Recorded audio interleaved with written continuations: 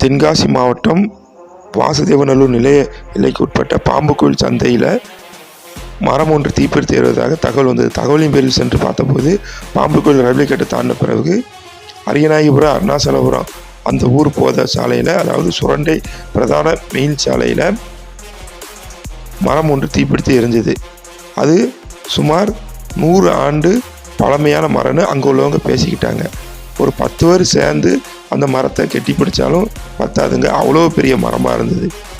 எப்படி தீப்பிடிச்சுன்னு கேட்கல அவங்க உள்ளவங்க சொல்லுறாங்க, பக்கத்தில் உள்ள குப்பையை யாரும் வச்சுருப்பாங்கன்னு ஒரு யூகத்தில் சொல்கிறாங்க. உடனே நம்ம 2 நீர் விட்டு குழாய்களை பயன்படுத்தி தண்ணீரை பீச்சடித்து அந்த ஃபயரை முற்றிலுமாக ஃபுட் அவுட் பண்ணோம். பிறகு புகையாக வந்துட்டுருக்குன்னு என்னன்னு பார்க்கல அந்த மரத்துக்கு மேலே ஏறி பார்க்கும்போது மேலேயும் கங்காய் இருந்தது. உடனே எங்கள் வீரர் ஒருவர் மேலே ஏறி ஓசை வச்சு அந்த ஃபயரை முற்றிலுமாக ஃபுட் அவுட் பண்ணாங்க. இதனால் மரம் நம்ம வீரர்கள் முற்றிலும் அந்த மரத்தை காப்பாற்றிட்டாங்க.